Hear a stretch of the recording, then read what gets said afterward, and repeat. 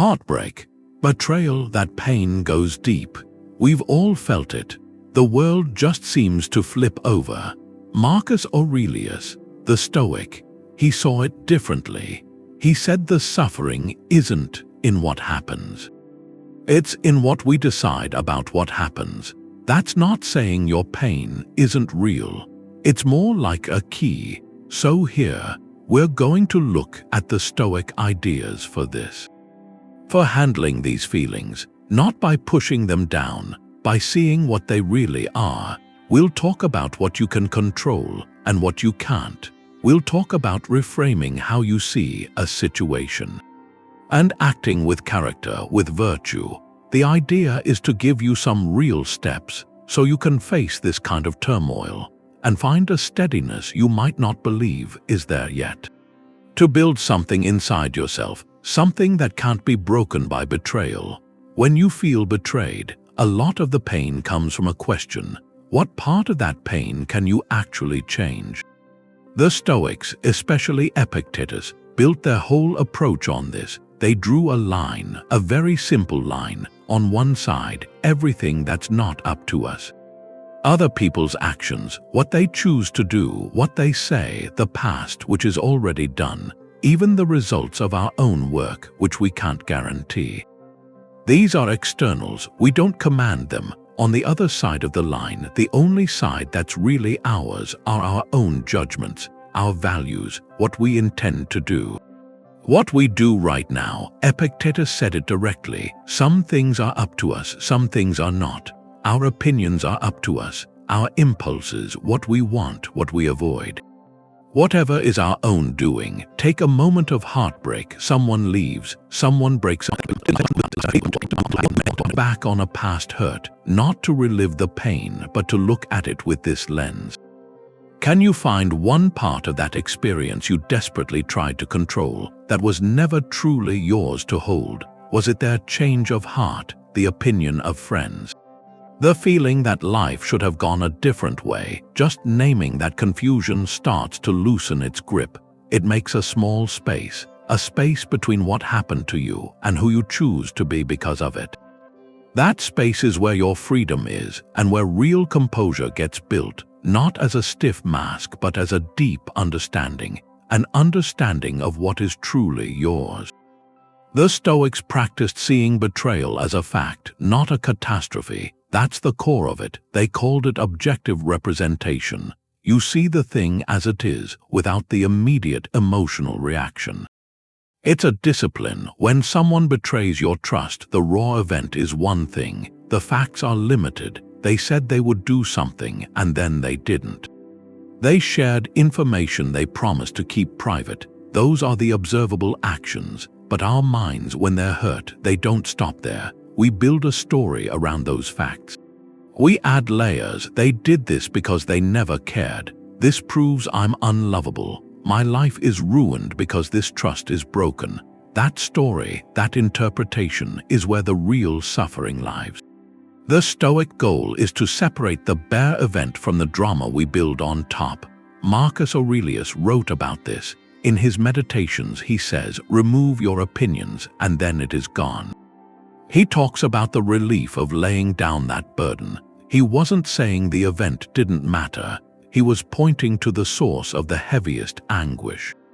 We're crushed not by the thing, but by our view of the thing. Seeing betrayal as a world-ending personal affront that gives it its power, seeing it as dispassionately as you can, as a human being making a choice that reveals their character, not yours. That's how you start to get your footing back. Take a common example. A close friend promises to help you move on a Saturday. You're counting on them. The day comes and they don't show up. They don't call. Hours later, a text says something came up. The raw facts are clear. They made a promise. They weren't there at the agreed time. They communicated a reason after the fact. That's the objective event. Now notice the story that wants to attach. The story says they lied to me. They don't value the friendship. They think their time is more important. I am alone and I can't rely on anyone. That story is full of assumptions about their internal state and conclusions about your worth. it turns a single action into a permanent truth. The practice is to hold only the facts, not they betrayed me, but they did not perform the action they said they would. Not they ruined my day, but I had to complete the task without their help. This isn't about denying your feelings, it's about creating a small space between the feeling and the fact. In that space, you have a choice. You can still feel disappointed, hurt, angry, but you're not swept away by a tidal wave of catastrophic thinking. You see the event for what it is, a disappointing action by another person, and not a verdict on your life. So here's a quiet prompt. Think of a recent hurt, large or small. Take a piece of paper, draw a line down the middle. On the left, write only the objective facts.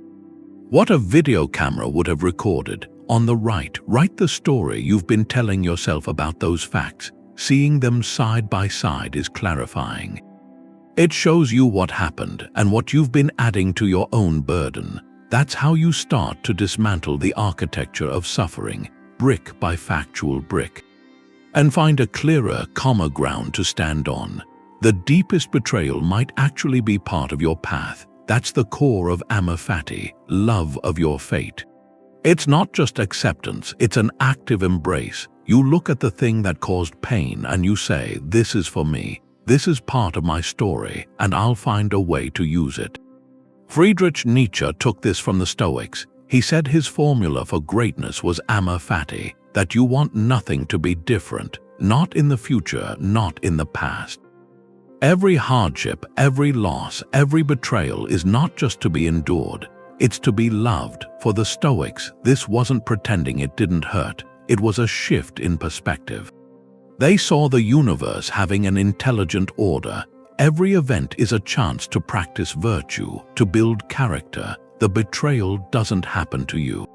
It happens for you as raw material. Seneca said it. Difficulties strengthen the mind like labor strengthens the body. The wound is where the light enters.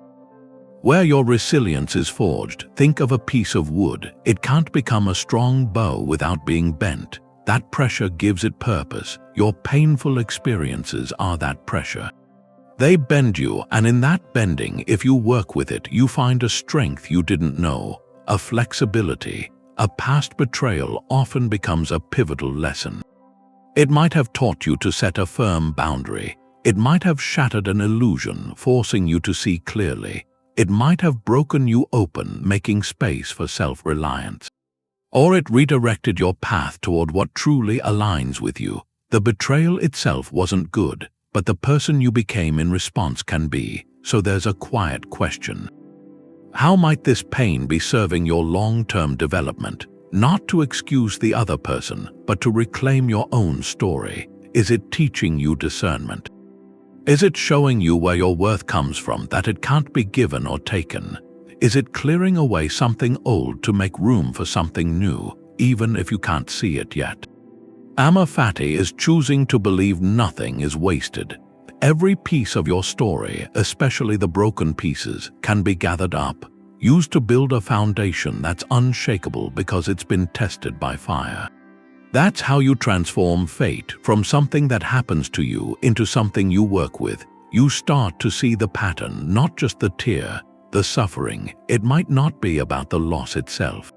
It might be about the belief that you needed that person to be happy. That's the question the Stoics worked with, the discipline of desire. They asked you to look at what you're really wanting. Because a lot of pain comes from wanting something you can't actually control. The Stoics had this radical idea. They said the only real good, the only thing truly worth desiring, is your own virtuous character. Everything else, a partner's loyalty, a friend's affection, the security of a particular relationship, they called these things preferred indifference. They have value, but they're not good in the Stoic sense. They aren't reliable for your well-being. They exist outside of you. They can be taken. To put your happiness in something external is to give away the keys to your own peace. Epictetus put it plainly. People are disturbed, he said, not by things, but by the views they take of things. You desire a specific person's love, and you don't get it. You're disturbed, but the disturbance isn't in the event. It's in your view, the view that this love was necessary for your happiness. You've placed a good, your happiness, into the hands of an indifferent. So when that indifferent changes or disappears, it feels like your good has been stolen. But what if you redefine the good? What if your primary desire wasn't for them to love you, but for you to act with integrity and kindness and compassion through the whole experience? The external outcome, their presence or their absence, that stays an indifferent, but your internal action, your virtue, that becomes the real prize. That's the good you can achieve no matter what they do. You can see the difference in practice. One person, after a betrayal, spends their energy wanting the other person to admit they were wrong. To apologize, to come back, their emotional state is tied to that external event. They're on a roller coaster they didn't build and can't control. Another person, feeling the same initial hurt, shifts their desire.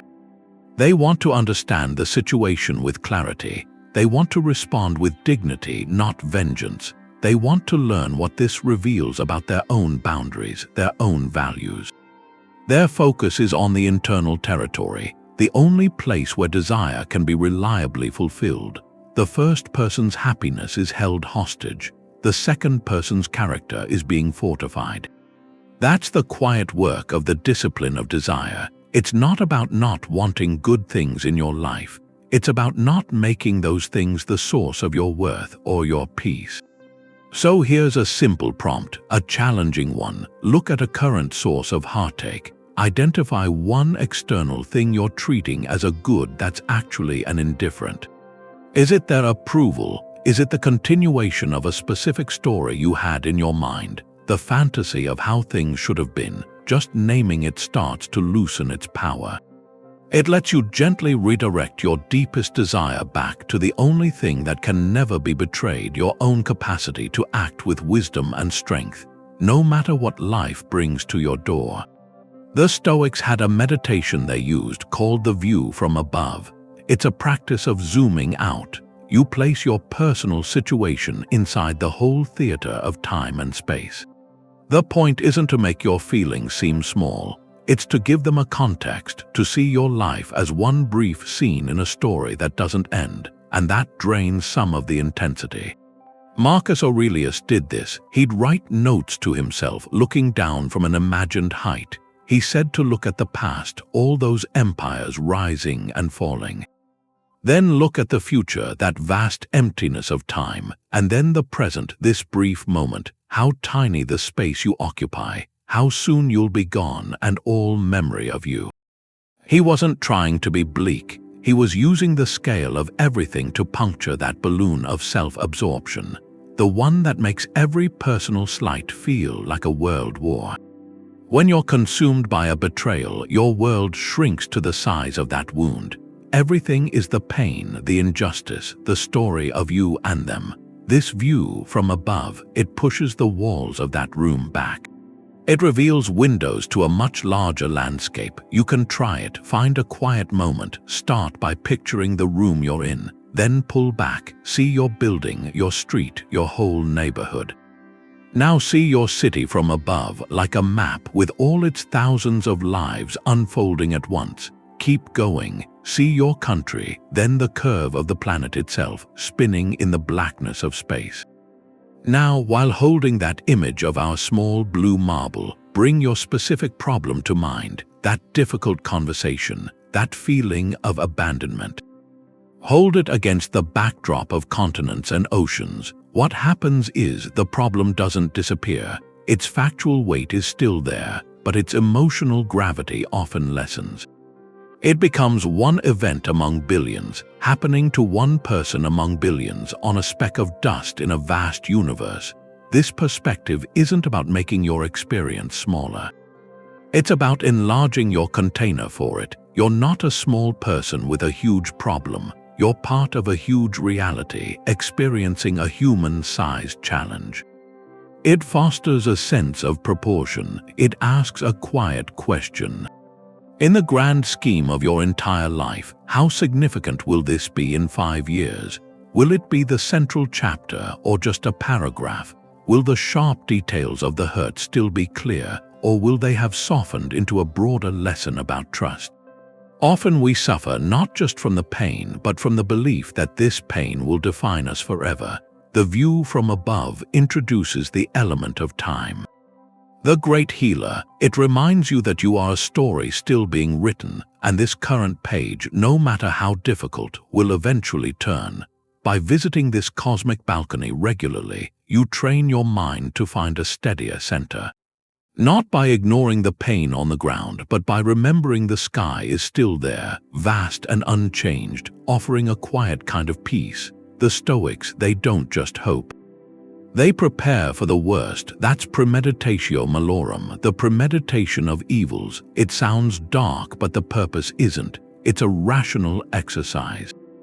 You acknowledge life's fragility so it doesn't shatter you. This isn't anxious worry, it's vaccination. You give your mind a small, controlled dose of a difficult idea. So if you ever face the full reality, your system isn't shocked. You've already rehearsed. Seneca wrote about this in his letters. He said to spend time each day in this mental preparation. Tell yourself the friend you dine with today could be an enemy tomorrow. The person you trust most could betray a confidence. He's not making us paranoid. He's building resilience. By considering these possibilities calmly in advance, you strip them of their sudden power. If you've already looked at disloyalty, its arrival is still painful, but it's not a complete surprise. You've done the thinking, now you can focus on the doing, on acting with virtue. Think of a fire drill. No one hopes for a fire, but a wise institution runs drills. They walk through the steps calmly, in safety. They identify the exits. They practice moving with purpose. When a real alarm sounds, there's still adrenaline, urgency. But there's less panic, less chaos, because the mind and body have a map. Premeditatio Malorum is a fire drill for the soul.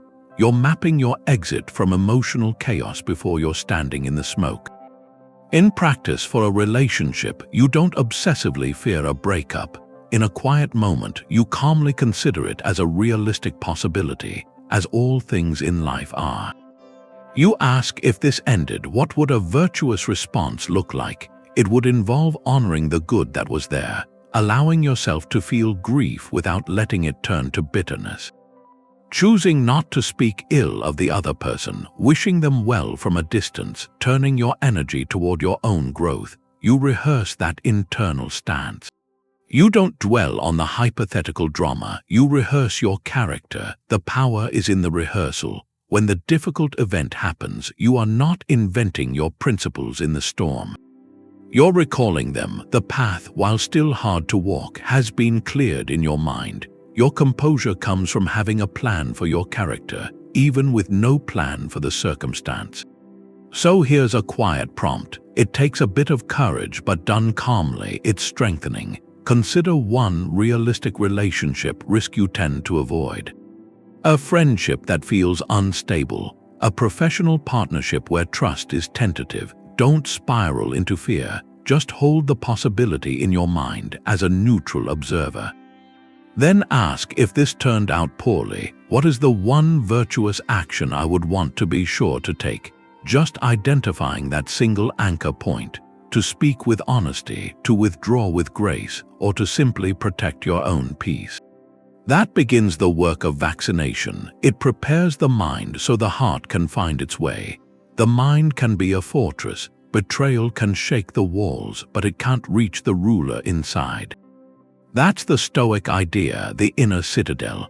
It's a metaphor for your core self, where your deepest values lie, your reason, your moral purpose. When that inner space is fortified, built on solid principles, the storms outside cause distress but not collapse. They can't corrupt what you truly are. Marcus Aurelius wrote about this. He said the soul becomes an impregnable fortress when it withdraws into itself and takes its stand there. He wasn't talking about hiding. He was describing sovereignty, the ultimate authority over your own judgments, your reactions. No external event has the key to that gate. Not even the deepest betrayal, unless you hand it over. Think of two people facing the same painful end to a partnership.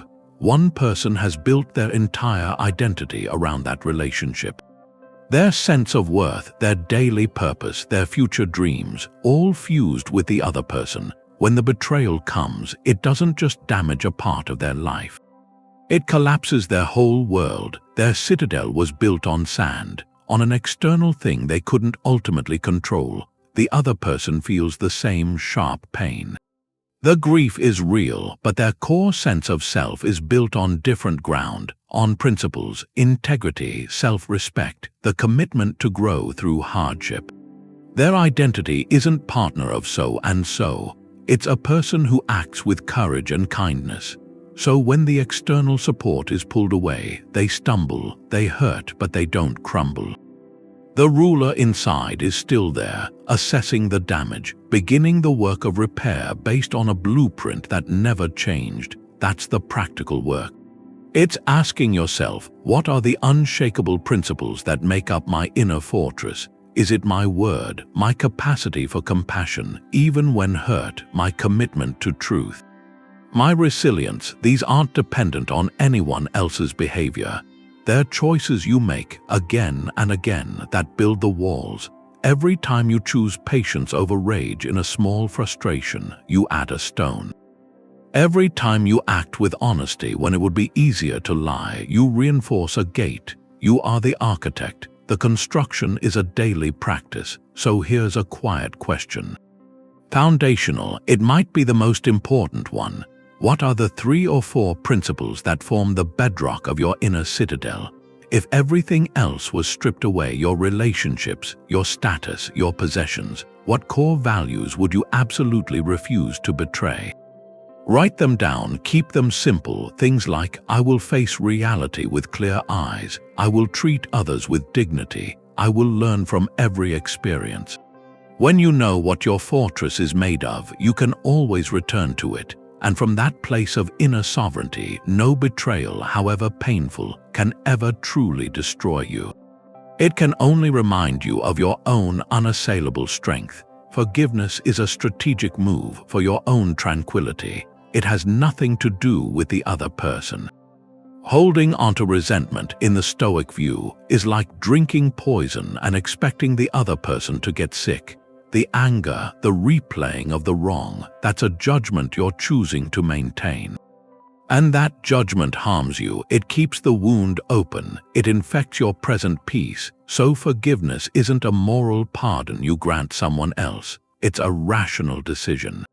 A self-interested decision to stop wishing the past were different. It's the final acceptance of a thing you cannot control, what has already happened. Seneca called anger a brief madness. He wrote that no plague has cost the human race more. It's a fire you carry inside your own chest. The person who wronged you has likely moved on.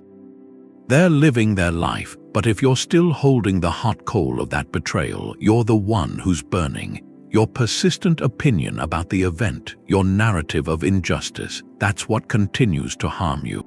Marcus Aurelius advised himself to put away the opinion, and you are set right. Putting away the opinion doesn't mean you say the act was okay. It means you stop arguing with reality. You accept the fact of it, and in that acceptance you reclaim the energy you were spending on a battle that ended long ago. Consider the mental burden. Every time you mentally rehearse the grievance, you're reliving the betrayal. You're giving that person free rent in your mind. You're allowing them to dictate your emotional state. Days, months, or even years later, is that a wise investment of your one precious life, to be forever tethered to their poor choice? Forgiveness is the conscious decision to evict them. To take back the keys to your own inner peace. It's saying, this happened, I see it clearly, it hurt, but I will no longer let this past event poison my present. The lightness that follows isn't a feeling of fondness for the person. It's the relief of setting down a heavy weight you've been carrying for miles. You are not condoning the act. You are simply choosing to stop carrying it. You're aligning yourself with the Stoic acceptance of what is outside your control. The act is done, your judgment of it, and your continued emotional entanglement with it, that is what's within your control. you can choose to release it.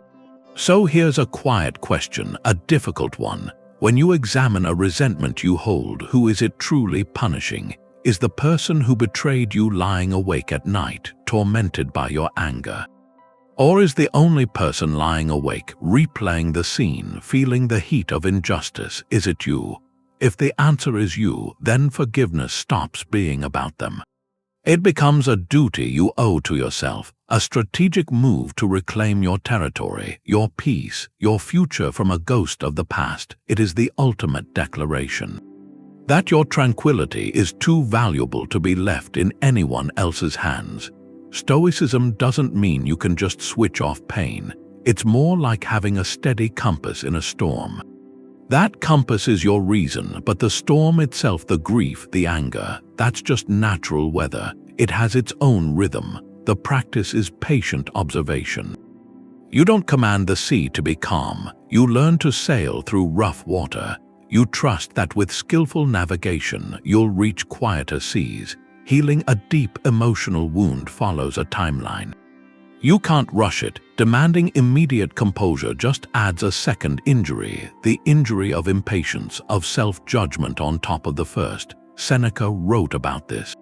He acknowledged grief is natural. Tears fall, he said, and they should. The heart is shaken, that's human, but he drew a line. He warned against letting sorrow become a permanent resident. A guest who refuses to leave, the goal isn't to never feel the sting. It's to stop the sting from becoming a chronic condition, to feel the sadness without becoming the sadness. That takes a gentle, almost scientific patience. You observe the feeling as it arises. You note its intensity. You might say, here is the grief again. And then, without fighting it or feeding it, you return your focus to what you can control, to getting through the day with integrity, to performing your duties, to choosing a kind word over a bitter one. Each time you do that, you're not denying the emotion. You're affirming you are larger than it. You are the sky, and it is the passing weather. Think of a physical injury. A deep cut doesn't close overnight. It needs time, clean conditions, proper care. If you keep picking at the scab, examining the wound every hour, demanding it be healed already, you just delay the process. You risk infection. The virtuous mental practices the objective representation, the discipline of desire, the view from above. Those are the clean bandages. The rest for the mind. They create the conditions for natural healing, but the healing itself operates on a schedule you don't set. You have to trust the process. This is where so much quiet suffering happens. You feel the pain of betrayal. Then you feel ashamed. You still feel it weeks or months later. You judge your own healing as too slow. You think a truly strong person would have moved on by now. That's the opposite of Stoic strength. Stoic strength is in the endurance, in the daily return to principle, even when the heart is heavy. It's trusting that if you consistently apply correct judgment, seeing the event for what it is, tending to your own virtue, the emotional charge will gradually lose its power. It may never vanish completely, but it will transform from a sharp, defining pain into a remembered lesson, a part of your history but not your prison.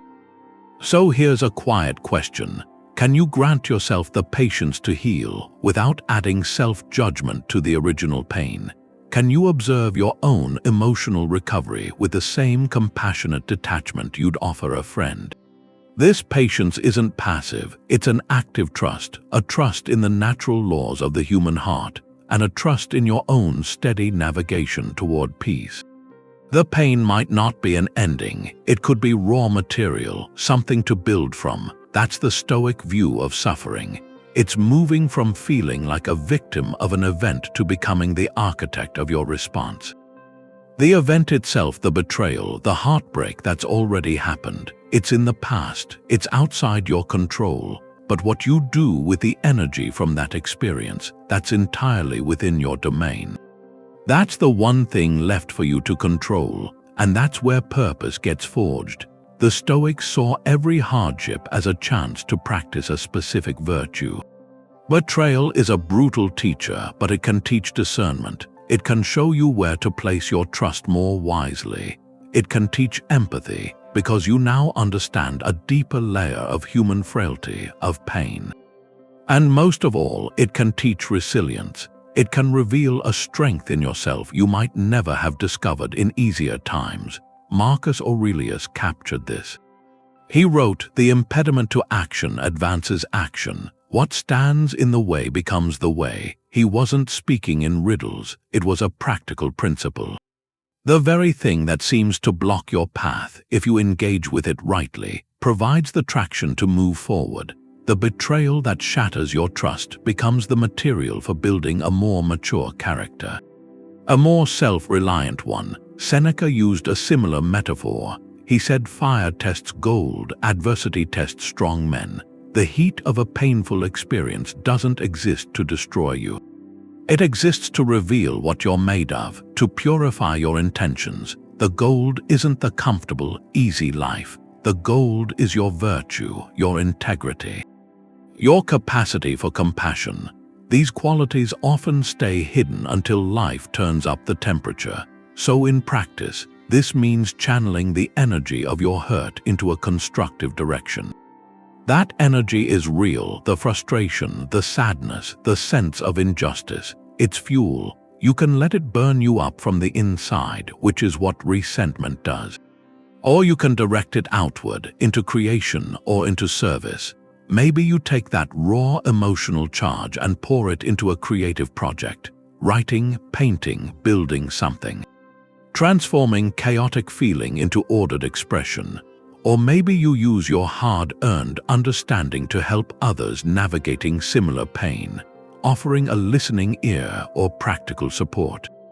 Your experience of betrayal grants you a credibility and empathy that can truly comfort someone else, or you might turn that energy inward in a disciplined way, using it to fuel a commitment to deeper self-knowledge, to ask, what did this reveal about my own boundaries, my own needs, my own patterns? The action itself is less important than the intention behind it.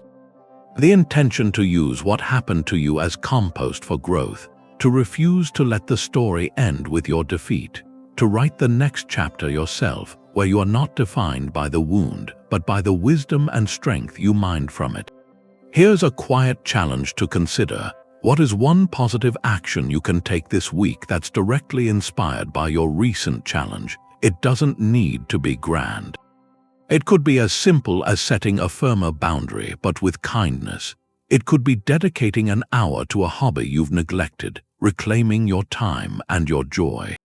It could be writing a letter of compassion to your past self, acknowledging the hurt while affirming your resilience. One small, deliberate act, that's how you begin the alchemy. You take the heavy, leaden weight of pain, and through the fire of your own purposeful action, you start to transform it into something of value, something that is uniquely, unbreakably yours. You can be betrayed and still act with integrity. That's when it matters most. It's a kind of paradox, the social duty. Your character isn't defined by how others treat you. It's how you choose to treat them in return. Justice, kindness, these aren't rewards you give to people who have earned them. They're principles you uphold for your own soul. Your actions are the one thing fully in your control. To use that control for retaliation, for malice, is to let another person's poor character corrupt your own. You become a reflection of the very thing that hurt you. The Stoics argued we treat others well not because they deserve it, but because we deserve our own self-respect. We owe it to ourselves to act from our highest principles, no matter the provocation. Marcus Aurelius had an insight on this. He wrote that the best revenge is to be unlike the person who performed the injury. Think about that. Common revenge seeks to inflict equal pain. It wants to balance a ledger of suffering, but that just creates two injured people instead of one.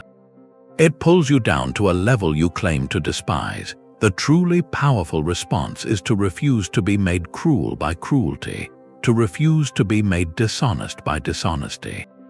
To remain just, to remain kind, not as weakness but as a demonstration of unassailable strength. Your character stays intact, and in that intactness you win the only battle that ever truly mattered, the one for your own moral compass. Take a modern scenario. You have to interact with an ex-partner, a former friend, after a painful split. Maybe you share mutual friends, or you have to coordinate because of children or work. The easy, reactive path is laced with subtle spite, a cold tone in an email, a dismissive comment to a mutual acquaintance, the silent treatment in a shared space. Each one feels like a small victory, a rebalancing of the scales, but each one also chips away at your own dignity. It keeps you engaged in a low-grade conflict, forever reacting to their presence. The Stoic, boundaried path looks different. Civil, clear, limited interaction. You speak with factual neutrality. You honor necessary commitments without emotional entanglement. You wish them well not as sentiment but as a statement of your own freedom. You're free from the need to see them suffer. You set firm boundaries to protect your peace, but you do it calmly without drama or accusation. This isn't about being a doormat. It's about being a fortress with an open gate where you decide who and what enters based on your principles, not your pain. You interact justly because justice is your nature. You act with a baseline kindness because kindness is what you believe in. Their behavior becomes irrelevant to your code of conduct. So here's a reflective prompt, one that cuts to the core. When you think of your response to the person who hurt you, ask yourself this: does your desired reaction align with the person you aspire to be? Is the fantasy of a cutting remark or the silent satisfaction of their struggle in harmony with your deepest values?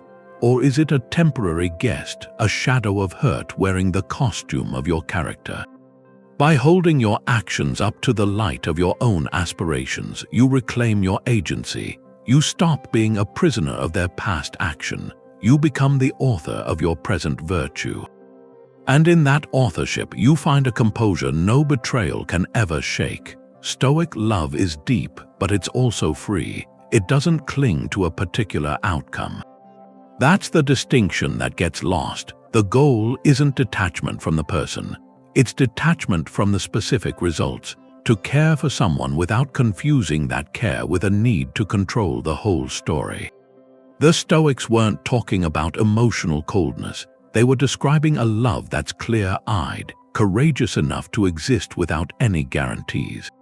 It's the difference between holding a bird in a closed fist and holding it in an open palm. One crushes what it tries to keep, the other allows for flight. And in that allowance you find a truer form of connection. Epictetus gave a piece of advice, challenging but beautiful. He said, when you kiss your child or your wife, remind yourself you are kissing a mortal.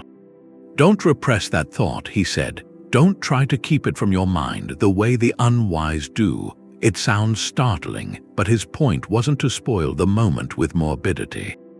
It was to savor it with full presence, to love them as they are, not as a permanent possession, to enjoy the person in front of you with the awareness that all things are temporary. That mental preparation doesn't diminish love, it purifies it. It strips away the layer of anxious clinging, the silent demand that this person must always be here, must always act a certain way for your world to be right. You love them for who they are, not for the role they play in your script for a happy life. Consider the contrast. Possessive love sounds a certain way. You must make me happy, you must never leave, you must always understand me. My well-being depends on your choices. That love is a contract, and when its terms are broken, it turns to resentment or despair. Stoic love sounds different. I cherish you. I wish for your well-being and your growth. I am grateful for our time together, however long it lasts. My peace is my own responsibility. This love is a gift given freely without hidden strings. It's not weak, it's incredibly strong. It requires you to find your security within yourself, so you can offer connection without neediness. That kind of detachment is what allows for the clearest connection, the least fearful one. When you're not afraid of losing someone, you can be truly present with them. You're not constantly monitoring their mood for signs of trouble or molding your behavior to keep them bound to you. You can listen without an agenda.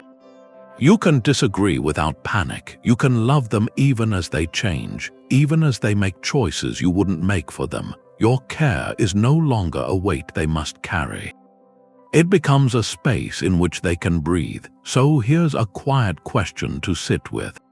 In a relationship that matters to you, ask yourself, am I attached to the person or to my script for how they should act? What specific outcome have I tied my happiness to?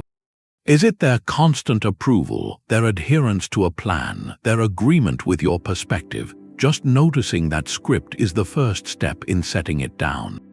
It lets you look past the character you wrote for them and see the actual, complex, autonomous human being standing there. From that clearer seeing, a more resilient love can begin to grow. A more generous one. The tool we use to prepare for loss can also help us heal from it. It comes down to remembering that nothing good is ever truly owned. It's all on loan. That's a shift in how we use negative visualization. We've talked about using it as a drill for the future to build resilience, but it has another use. A more tender one. You can turn it toward the past, not to cause pain, but to unlock gratitude for what was. When a relationship ends badly, the story we tell is often one of theft.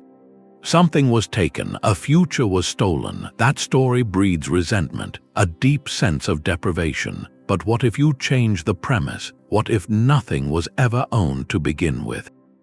The Stoics saw all externals as temporary gifts, even the people we love. Seneca advised a regular practice. He said to sometimes think of your dearest friend, your partner, as someone you could lose. Not to dwell in fear, but to sharpen your appreciation, to look at them and think, this person is mortal, our time is finite, so I will value this day. That same mental move, applied after a loss, changes the memory. It asks you to see the relationship not as a possession that was ripped away, but as a precious loan. Granted for a time, the fact that it ended doesn't erase the reality that it was.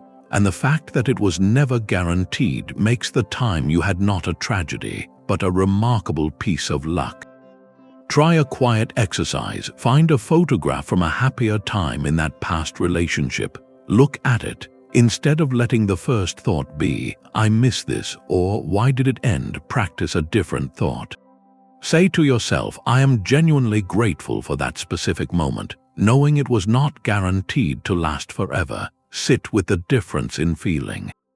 The first thought leads to longing and lack. The second, while it may bring a touch of sadness, leads to appreciation. It acknowledges the gift. This reframing doesn't excuse poor behavior or betrayal. It simply separates the good that existed from the painful manner of its ending. You can be grateful for years of trust and laughter while still seeing clearly that the final act of betrayal was wrong. Holding both truths is possible. In fact, it's necessary for a whole and accurate memory. To only see the betrayal gives it the power to poison everything that came before. To only see the past through nostalgia is to live in a fantasy. The balanced view, the Stoic view, is to see it all. The good was real and a gift. The ending was painful and a lesson. That balanced seeing is what allows you to integrate the experience, rather than be perpetually haunted by it. So here's a simple prompt. Can you name 3 specific, genuine things you are grateful for from that past relationship? Not abstract ideas, not love or companionship, but concrete, sensory details. The way they made you laugh on a difficult day, a specific kindness they showed when you were ill. The feeling of partnership during a particular challenge. Write them down, speak them aloud. This act doesn't mean you want them back. It means you are reclaiming the good parts as yours to keep. You are converting the raw material of memory into a lasting gratitude that no ending can ever take from you. And in that conversion, the sharp edges of the loss begin, ever so slightly, to soften. After a betrayal, your mind is like a garden, and you have to weed it. You have to pull out the thoughts that poison it. That's the Stoic idea of selective attention. It's your mental diet. Right after something happens, your thoughts can spiral. You replay things, you imagine different scenarios, you feed on stories about the injustice. Those thoughts feel automatic, and in a way they are. The first intrusion, that's not really in your control. But what happens after that, that's where your power is. You decide which thoughts you water, which ones you let take root. Marcus Aurelius had a line about this. He said the soul becomes dyed with the color of its thoughts. Your life gets shaped by what you keep focusing on. If you spend your days mentally rehearsing the betrayal, your inner world becomes a theater for that one painful act. But if you redirect your attention to what builds you up, your inner world starts to reflect that instead. This practice isn't about suppressing a feeling when it comes up. It's about not building a home for it. You notice the thought, there's that story again about how I was wronged, and then you gently choose not to follow it down that old, winding path. You change the channel, you pull a weed. Take a practical example. You find yourself for the 10th time today scrolling through old photos or social media. Every click is a choice to feed a pattern of comparison or longing, of digging up the past. The Stoic move is to see the impulse and then to consciously engage your hands in something else. Close the browser, pick up a book, step outside and deliberately notice 5 things you can see, 4 things you can hear. You're not running from the feeling. You're choosing better nourishment for your mind in that moment. Another common spiral is the what-if loop. What if I had said something different? What if they come back? What if I'm never happy again? Those questions don't have a productive answer. They're mental traps. The discipline is to catch yourself in the loop and anchor back to the factual present. I am here now. This is the room I'm in. This is the breath I'm taking. I can choose my next action. That's guarding the gate of your mind. You become the curator of your own mental content. After a betrayal, there's often a temptation to seek out information that hurts, to dissect every clue, to find opinions from others that confirm your pain. That's like deliberately eating food you know will make you sick. The Stoic asks, is this necessary? Is it useful? Does this thought serve my tranquility or my growth? If the answer is no, you have the right and the duty to set it aside. So here's a quiet challenge, a simple one to try today. Notice one unhelpful thought pattern you've been entertaining. Maybe it's the nightly review of past mistakes. Maybe it's imagining a future confrontation. Just name it. Then, the next time it comes up, make a different choice. Interrupt the pattern with a single, deliberate action. Stand up and stretch. Say aloud one thing you're grateful for right in that moment. Hum a few bars of a song. It doesn't matter what the action is as long as it's a conscious redirection. In that small act, you are the gardener. You are pulling a weed, and with each weed you pull, you make more room for something new to grow. Stoic courage isn't about not feeling fear or not feeling hurt. It's about having the strength to feel it completely, but not letting that feeling decide what you do next. We get this wrong a lot. We think courage is something physical, facing a threat, but the Stoics, they saw it as a moral virtue, an internal one. It was the fortitude to stand firm when emotions are in turmoil. To not run from the difficult feelings that come with betrayal. It takes immense courage to just sit with heartbreak, to let the waves of grief or anger wash over you without immediately looking for a way out. That way out could be denial, pretending it doesn't hurt. It could be distraction, losing yourself in work or entertainment to avoid the quiet, or it could be vengeance. Letting the pain turn into a campaign to make the other person suffer, and all of those are forms of fleeing. Courage is staying put. Seneca wrote about this. He said the brave man isn't the one who doesn't feel afraid. It's the one who conquers that fear, and he applied that to misfortune. He said a man is as wretched as he has convinced himself he is. The courageous person endures the hardship, but they refuse to be defined by it. They feel the sting, but they don't narrate it as the end of their story. They hold a steady mind, so think of two paths after a deep betrayal. One person feels the crushing weight. They can't bear the solitude with their own thoughts. So they act immediately. They send angry texts. They call friends to detail every wrong. They dive into behaviors to numb the feeling, or to prove they're fine, or to inflict pain back. That's not courage, it's a reaction, an attempt to move the internal discomfort into the external world. The other person feels the same crushing weight. They sit with it. They might cry. They might stare at the wall for an hour. They feel the full, awful reality of it, but they make a conscious choice not to act from that raw place. Instead, they might pick up a journal, write down the facts separating the event from the story. They might go for a long walk, not to run from the feeling, but to move with it. They might just breathe, acknowledging the pain without letting it command the next move. That quiet, internal endurance is Stoic courage. It's not dramatic.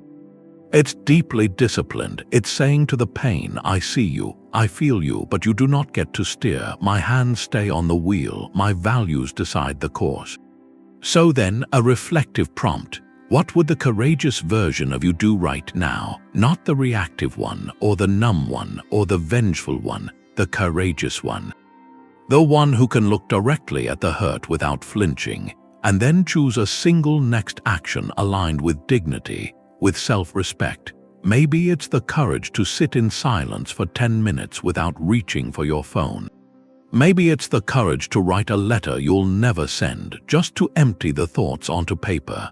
Maybe it's the courage to say to a trusted friend, I am really struggling and I need to talk.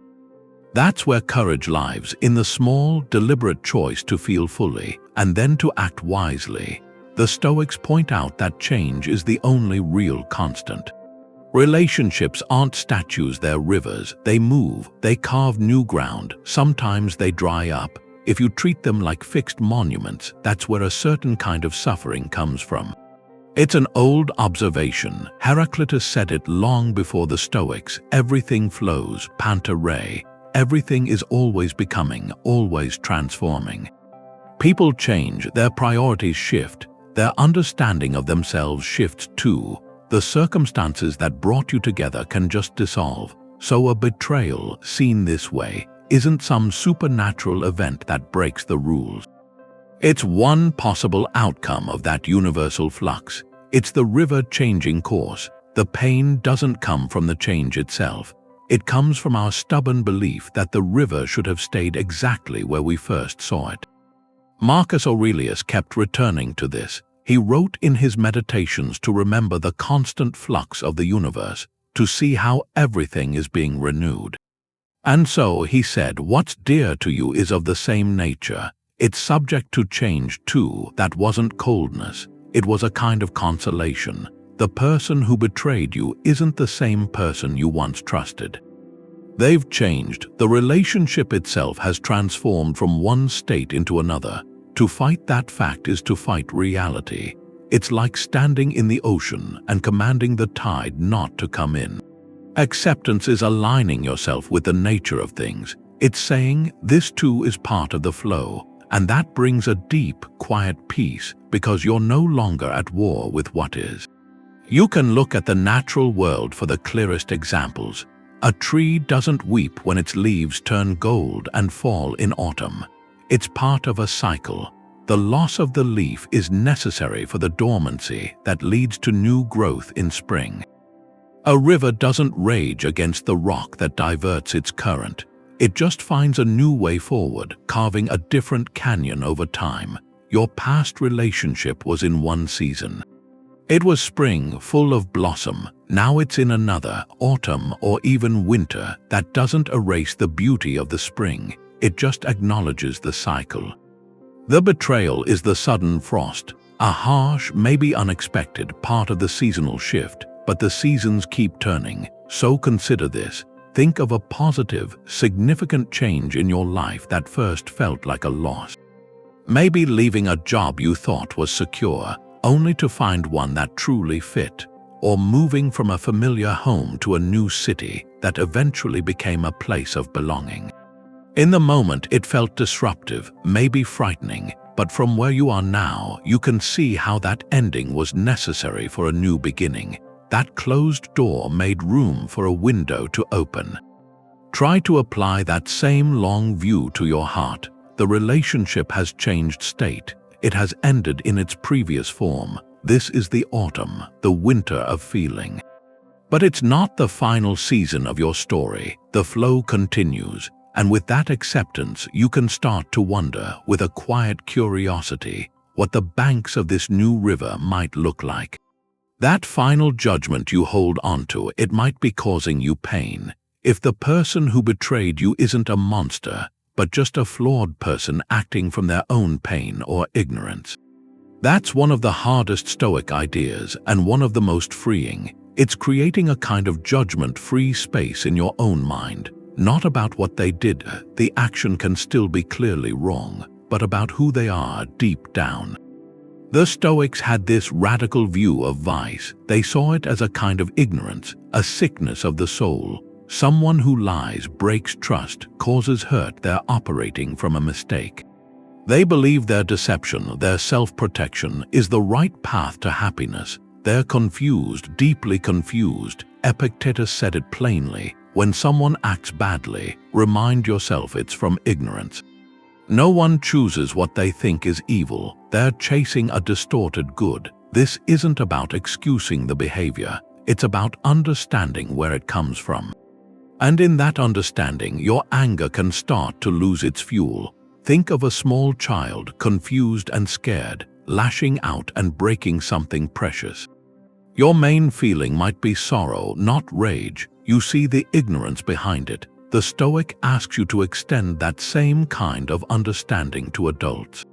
We're all that confused child in some part of our lives. We just have better disguises. This is an exercise in humility. It admits the limits of what we can know. We see the action, the broken promise, the betrayal, but we almost never see the full internal world that led to it. The private fears, the old wounds, the twisted logic, the pressures we knew nothing about. We judge the action by how it hurt us. We judge the person by a story we've built about their motives, and that story is almost always incomplete. Take a common case. A colleague takes credit for your work. The action is clear, it's unfair. The story you might tell is they're a malicious thief. But what if the internal truth is different? What if they're terrified of being seen as inadequate? What if they have pressures at home, making them desperate to look successful? What if they truly believe this is just how you get ahead? None of that makes the action right, but it changes the character in your mind, from a cartoon villain to a complicated, suffering person. And it's much harder to sustain white-hot rage at a suffering person than at a monster. So here's a quiet question. What's one assumption you're making about their inner state that you can't truly know? Are you assuming they meant maximum cruelty, that they feel no remorse, that they're happy now? Sit with the possibility, just for a moment, that you might be wrong. That their internal reality could be a place of confusion or shame or a regret you'll never see. This isn't about forgiving them for their sake. It's about disarming the second weapon you've been carrying, the weapon of your own condemnation. When you put that weapon down, the space inside you might feel suddenly, surprisingly, lighter. Betrayal hurts because you remember what happened, or you're afraid of what might happen. The present is where you can actually be. That's where Stoic thinking and mindfulness come together. It's about coming back to the only time that's real. The only time you can do anything, when your mind gets stuck going over what someone said, or picturing what might happen tomorrow. It's taking pain from two places that aren't here. The past is over, the future hasn't arrived. The present, this one breath, is usually okay.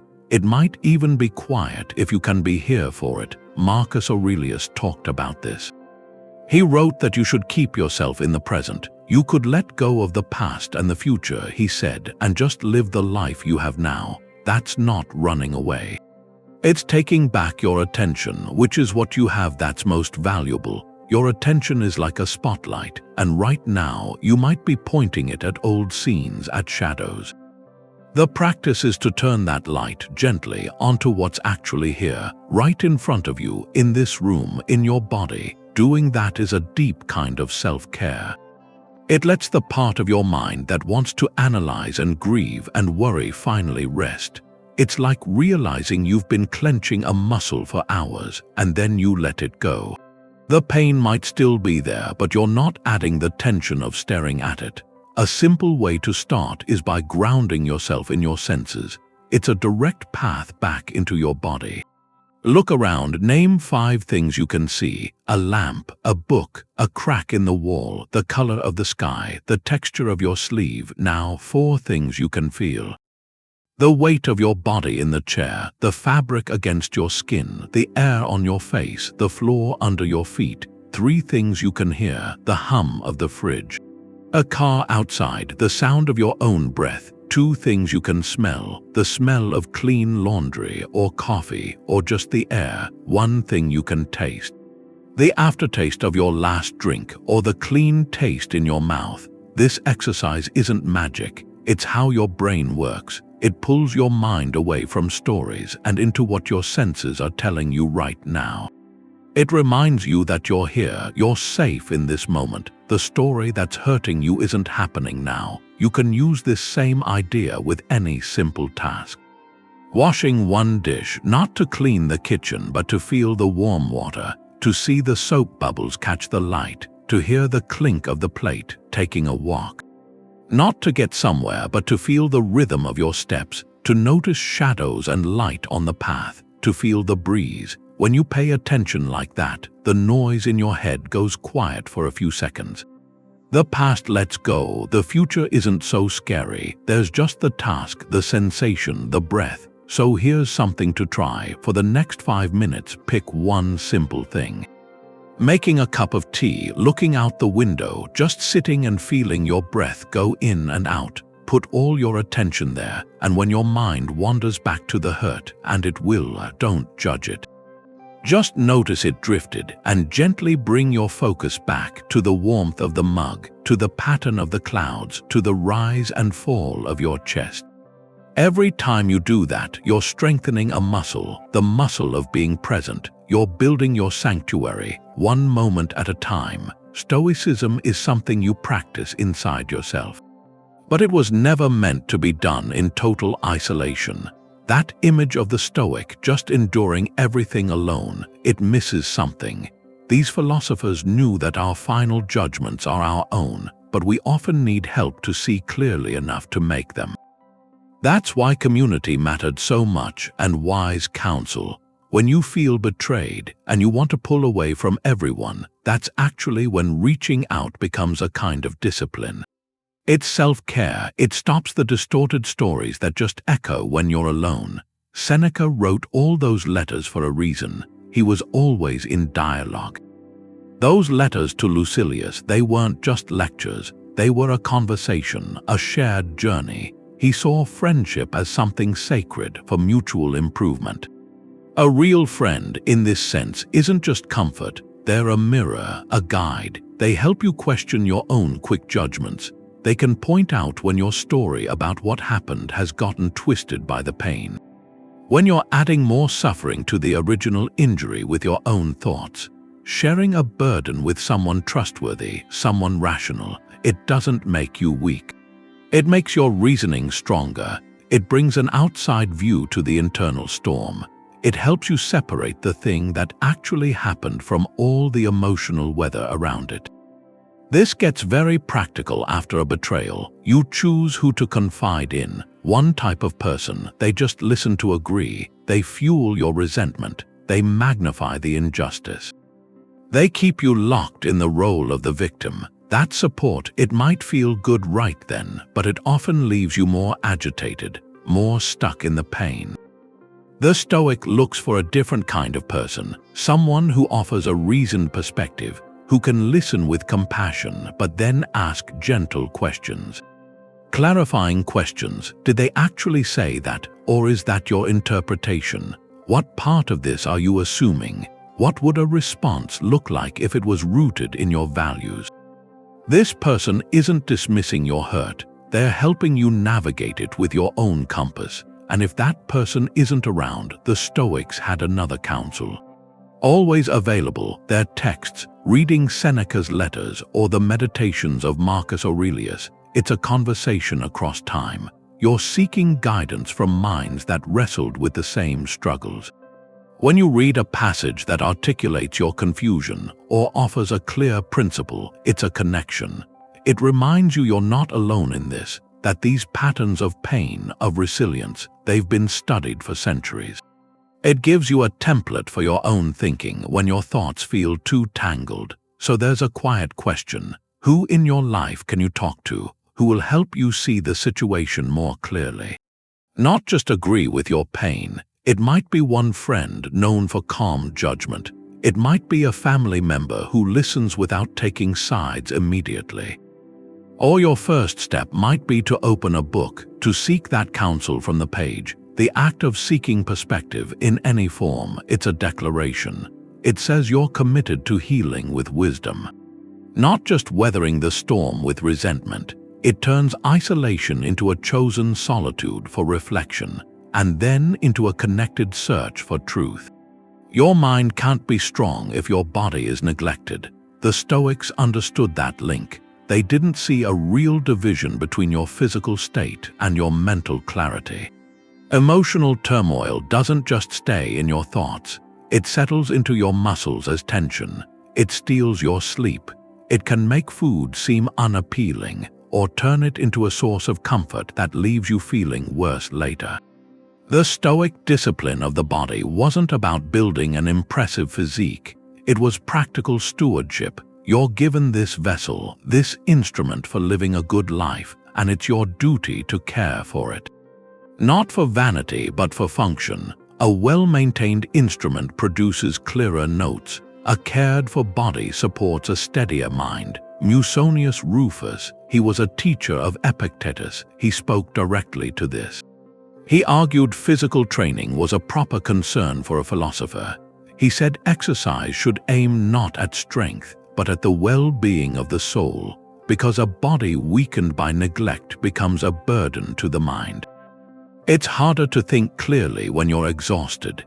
It's harder to regulate emotion when you're running on poor fuel and restless nights.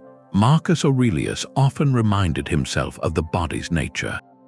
He called it a little vessel, an earthen shell. His point wasn't to dismiss it, but to acknowledge its needs with clear-eyed reason, to care for it as a tool so it doesn't become an obstacle. Think of the common spiral after something painful. Sleep becomes fragmented, filled with racing thoughts. Appetite vanishes, or you reach for food that gives a fleeting comfort but no real nourishment. You stop moving because the energy just isn't there. That neglect isn't a moral failing. It's a natural response to shock, but from the Stoic view, it's also a point of leverage. You might not control the initial emotional storm, but you can almost always control one small physical action, and that action begins to rebuild the foundation. Contrast two paths. One person, reeling from betrayal, spends days in bed, scrolling in the dark, living on snacks. Their physical state, the fatigue, the blood sugar swings, the stiff muscles amplifies every negative thought. The mind, already hurting, now has to fight through a thick fog of physical depletion. It's trying to solve a complex emotional puzzle while running on empty. Another person feels the same deep hurt, but they make a simple, non-negotiable pact with themselves. They will go for a 20-minute walk outside every single day. They will drink a glass of water first thing in the morning. They will try to be in bed with the lights off at a reasonable hour, even if sleep doesn't come right away. These actions are tiny victories of self-respect. They signal to the nervous system, I am still here. I am still caring for this life. The walking helps metabolize the stress hormones. The hydration improves cognitive function. The attempt at rest, even if imperfect, is an act of kindness. This person's mind still grapples with the pain, but it does so from a slightly more stable platform. The physical discipline creates a buffer, a little space between the feeling and the reaction. So here's a reflective prompt, a practical one. What's one physical act of self-care you can commit to today that directly supports your mental clarity? It has to be simple, achievable, concrete. It's not about transforming your entire routine overnight. It's about one deliberate choice. Maybe it's turning off screens 1 hour before you hope to sleep. Maybe it's preparing one nutritious meal. Maybe it's stepping outside and taking 10 deep breaths of fresh air, feeling your feet firmly on the ground. Choose one and perform it not as a chore but as a quiet statement. A statement that you are the steward of your own vessel, and you are beginning, brick by brick, to repair the foundation. The most powerful tool the Stoics had for heartbreak wasn't an app. It was a pen and paper. It was the original system for a troubled mind. Long before digital notes, they used writing to create order from chaos. Marcus Aurelius, the emperor, he didn't write his meditations for other people. He wrote it as a private journal, notes to himself, reminders, dialogues. He was processing the pressure of ruling an empire, personal loss, betrayal from people close to him. That journal was where he went to untangle his judgments, to rehearse his principles, to speak reason to his own fears. That practice, it turns the page into a silent mentor. Writing forces a clarity that thinking alone often avoids. When your thoughts are a storm of hurt, they loop in circles. They feel overwhelming because they're trapped inside. The moment you put pen to paper, you externalize them. You pull the tangled mess out into the light where you can look at it. It's the difference between trying to sort a knotted necklace in your pocket and laying it out on a table. Suddenly you can see the twists. You can see which threads are facts and which are just the painful stories you've been telling yourself about those facts. This is the Stoic discipline of examination. You become the witness and the judge of your own internal narrative. The method is straightforward. You don't need beautiful prose. You just need honesty. Start with a prompt that guides your reason back to Stoic ground. After a betrayal, you might write, "What part of this is truly in my control?" The answer is never their actions or the past. It's your judgment, your response, your next move. Writing that down makes it concrete. It moves it from a concept you understand to a commitment you see in your own handwriting. Another prompt, what single virtue can I practice in this? Is it the courage to feel this without collapsing? The justice to not seek revenge? The wisdom to see the event clearly? By naming the virtue, you give yourself a target. You shift from being a passive victim of emotion to an active cultivator of character. Perhaps the most revealing prompt is this: how would my wiser self 1 year from now view this event? This creates instant perspective. It pulls you out of the immediate pain and asks you to project a future where the sharp edges have softened. Your wiser self might note the lesson learned. They might express gratitude for the strength that grew from it. They might simply acknowledge the pain without letting it dominate the story. Writing from that imagined future self can be healing. So here is a starter prompt. Take a blank page and begin with this sentence: "The story I am telling myself about this betrayal is," and then just write. Let it flow, see what narrative emerges. Then, on a new line, write, "The objective facts separate from my story are." This simple act of separation is the core of the Stoic journal. It builds the muscle of discernment. It turns the page into a training ground for tranquility. One honest word at a time. We search for the why. It's a natural impulse. You think if you can understand the motive, the pain will make sense, but that search can become a cage, a mental loop, replaying conversations, analyzing texts, looking for the clue you missed. The truth is, the internal world of another person is an external territory. It's opaque, it's outside your control, and often it's unknowable. The Stoic move is acceptance.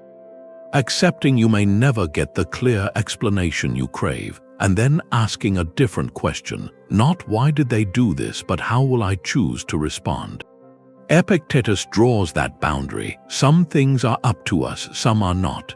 The why behind another person's choice, their secret motivations, that belongs firmly in the category of things not up to us. It's not your property. To spend your energy trying to claim it is a war you cannot win.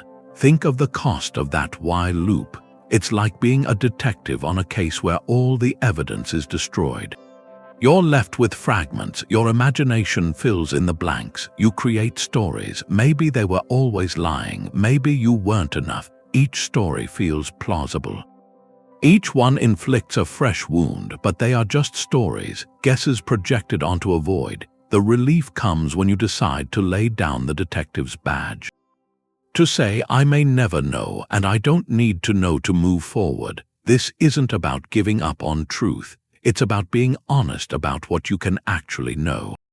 You can know the actions that were taken. You can know how they made you feel. You can know your own values, but their inner why is a locked room. You don't have the key. Trying to pick the lock only leaves your hands bloody and your mind exhausted. Consider a practical example. Someone you trusted ends a close friendship abruptly.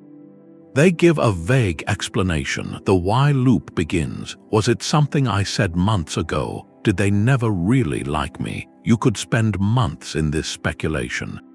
It becomes a full-time job that pays in anxiety. The Stoic alternative is to look at the observable facts. The friendship has ended. Their communication is unclear. I feel hurt and confused. Then you pivot to the territory that is yours. How will I care for myself in this hurt? How will I remain open to other connections? How will I act with dignity, not bitterness? You redirect the energy from solving an unsolvable mystery to building a life you respect. So here's an experiment. For one day, notice when your mind starts asking why about a past hurt. Gently acknowledge the question, then consciously replace it with a how question focused on your own response. How will I be kind to myself today? How will I protect my peace? This substitution isn't a magic eraser, but it begins to retrain your focus. It moves you from the passenger seat of someone else's motives back into the driver's seat of your own character. The Stoic ideal isn't about being emotionless. It's about being the calm captain in a storm. That's the real distinction between resilience and just a brittle shell. Composure isn't a lack of feeling, it's having command. The storm is real, the hurt, the anger, the grief. Those waves crash against the ship. That's just being human. Stoicism doesn't tell you to stop the storm. It trains you to stand at the helm, hand on the tiller, to navigate through it. Your feelings aren't the enemy. They're signals, they're the weather inside you. Trying to suppress them is like commanding the sea to be flat. It's exhausting and impossible. The goal is to learn how to sail. Seneca drew a line here between feeling a passion and giving consent to it. That initial sting, the sharp heat of betrayal, the sinking feeling, that's the first flash. The feeling happens to you, it's automatic, but what comes next is where your freedom is. That's the moment of consent. Do you consent to let that feeling dictate your next 12 hours?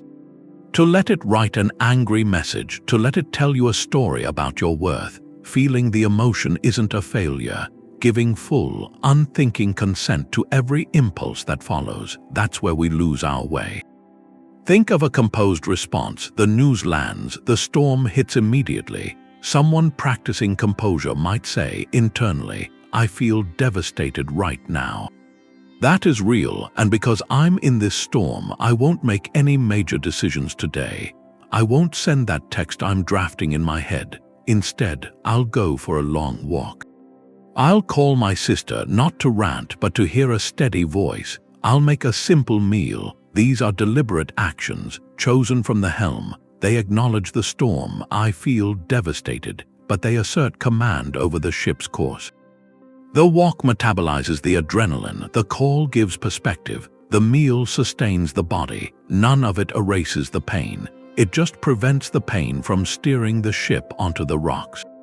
Now contrast that with coldness, with suppression. That response tries to deny the storm exists. "I'm fine, it doesn't matter, I don't care," that isn't composure. It's a kind of internal abandonment. You leave the helm, you lock yourself below decks pretending the waves aren't crashing, but the ship is still adrift. Those unacknowledged emotions don't vanish. They leak out as cynicism, as chronic irritability, or a sudden, disproportionate outburst over something small. That's the storm finding a way through the hull. So here's a quiet prompt, a way to check your own navigation. Look at a recent reaction to a hurt. Is your behavior driven by the emotion itself, or by your conscious choice in response to it? When you snapped at a coworker, was that a chosen response, or was it anger speaking through you? When you spent the evening scrolling through old photos, was that a chosen period of reflection, or was sadness pulling you into a loop? Just asking the question begins to restore your position at the helm. It turns a light onto the process, and in that light you regain the chance to choose, not to feel less, but to respond more wisely.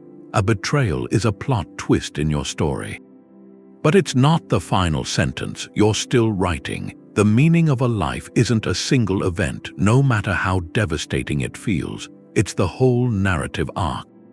The Stoics understood that. They measured a good life not by a smooth path, but by the character walking it, by the virtues chosen in response to every turn. You are the author of that meaning. You decide how this chapter fits into the whole book. Think of any great story. The hero never avoids the ordeal. The betrayal, the loss, the crisis, these aren't mistakes in the plot. They are the plot. They force the character to evolve, to discover hidden resources, to make a choice that defines who they become. Without the difficult chapter, the story is shallow. The hero remains untested. Your life is no different. This painful event is raw material for your character's development. The question isn't whether the plot twist happened. The question is what you, the author, do with it next. The Stoic Epictetus, who endured slavery, framed it this way. He said, "Difficulties are what show what men are. The circumstance itself is indifferent." It's your response that writes the character. You can integrate this betrayal as a turning point, the chapter where you learned discernment about trust, where you discovered a resilience you didn't know you had, the chapter that painfully redirected your path toward relationships and pursuits truly aligned with your values. In this long view, the event stops being a meaningless tragedy. It becomes a pivotal moment of growth, a necessary turn in the road you had to take to become who you are meant to be. Look at history or compelling fiction. The scientist whose early work is dismissed, and that rejection fuels a decades-long pursuit that changes a field. The artist who channels heartbreak into their most authentic creations. The leader betrayed by a close ally who from that pain learns to build institutions based on principle, not personality. Their greatest contributions were often forged in the fires of their greatest setbacks. The setback was not the end of their story. It was the catalyst for its most important chapters. So here's a quiet question to sit with. How do you want this chapter to shape the hero of your story in the long run? Looking back from some future point, from the person you will become, what meaning could this pain have served? Did it teach you to listen to your intuition more clearly? Did it break you open to a deeper capacity for self-compassion? Did it clear away something that was no longer serving you, making space for a truer connection or purpose to enter? You are holding the pen. The next paragraph is yours to write. The person who betrayed you has an opinion about you. That opinion is as irrelevant as the weather. It can feel jarring to hear that. It can feel wrong, especially when the hurt is fresh. But it's where the logic goes. It's the Stoic idea of indifference. We talk about externals, things not up to us. Another person's opinion of you, whether it's high praise or harsh blame, that's an external. It exists in their mind. It's shaped by their own biases, their own wounds, their limited point of view. To link your self-worth to that is to hand a stranger the keys to your own peace.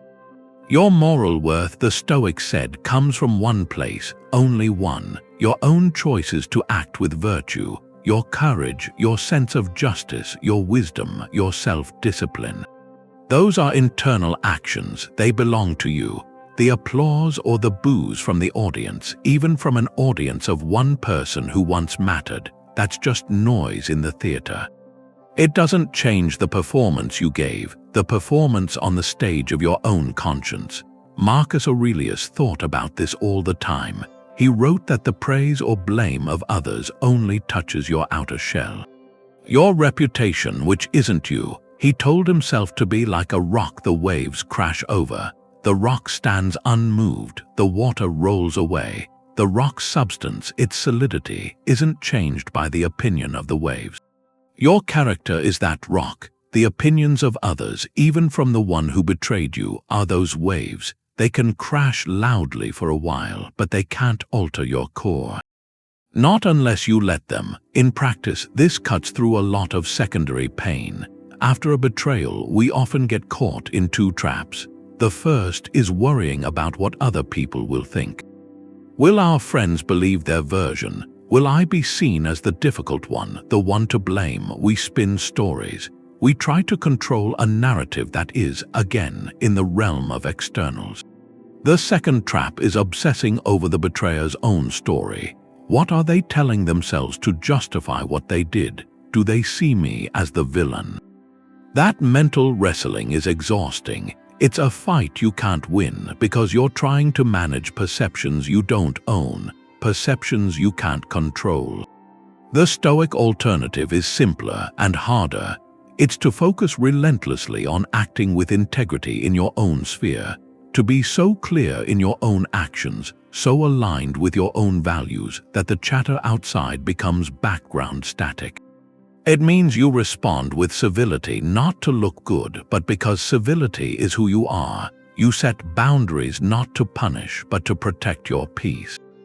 Which is your responsibility. You move forward with your life not to prove a point, but because moving forward is what a living person does. Your worth is shown in the quiet choices you make when no one is watching. Not in the review posted by someone who walked out of the theater halfway through. So here's a reflective prompt, a writing exercise for reclaiming your narrative. Take a piece of paper. On one side, write a heading, the review from others. Briefly note the opinions you fear are out there, the betrayer's story, the gossip, the judgments. Acknowledge them, then draw a line down the center. On the other side, write the heading, my own self-assessment. Here, you write only based on your actions. Did I act with honesty? Did I treat others with kindness, even when hurt? Did I learn something about my own needs? Did I protect my dignity? This second list is the only one that defines your character. The first list is just weather. It may rain opinions for a while, but you are not the sky those clouds are passing through. You are the ground receiving the rain and deciding what will grow from it. The point of all this isn't to just endure a gray life. It's to get to a clear, open space where real joy can come back. Stoicism, if you practice it, doesn't leave you flat or neutral. It clears away the debris. It takes out that constant static, the anxiety, the resentment, holding onto things you can't keep. What's left is a quiet mind, and in that quiet, something happens. Your capacity for simple enjoyment, which felt buried under all that pain, it starts to surface again. That's the Stoic ideal ataraxia, tranquility, freedom from disturbance. It's not an emotionless void. It's the calm lake after the storm. The lake is still now. Still enough to reflect the sky, the trees, the light perfectly. Joy is what you see in that clear water. It was always there, just waiting for the turbulence to settle. Seneca described it. He wrote that a mind freed from passions is a tranquil mind. And from that tranquility comes a kind of steady cheerfulness, not a giddy excitement, but a deep-seated gladness. To be alive, to be capable of reason, to experience the world through clear senses. When you stop wrestling with phantoms, past betrayals, future fears, you become present. And the present is where joy lives. It's in the sensory details you finally notice. The warmth of sunlight on your skin after feeling numb. The unexpected humor in a friend's story that makes you laugh. A real laugh, not forced, not guilty. The complete absorption in a task, a hobby, a book, where for a while you're not a person with a history of hurt. You're just a person engaged in doing. This return feels subtle at first. It's not a dramatic revelation. It's a series of small recognitions. You realize you went a whole hour without thinking about the pain. You catch yourself looking forward to a simple meal or a walk in the park just for its own sake. You feel a genuine, uncomplicated appreciation for a moment of kindness or beauty or quiet. These moments are the light returning, proof that your heart isn't ruined, it's healing, and it's remembering how to find pleasure in the unburdened present. So here's a final, gentle prompt from this, a simple one. What's one small thing that could bring you a moment of simple pleasure today? It doesn't need to be profound.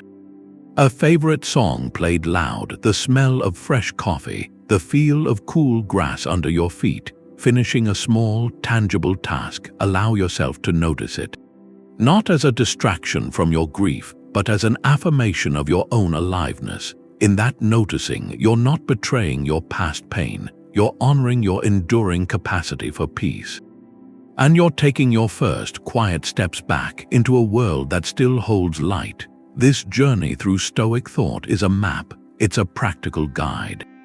For navigating heartbreak, betrayal, for keeping your composure, your character intact, we've walked through the core ideas, drawing that line between what you control and what you don't.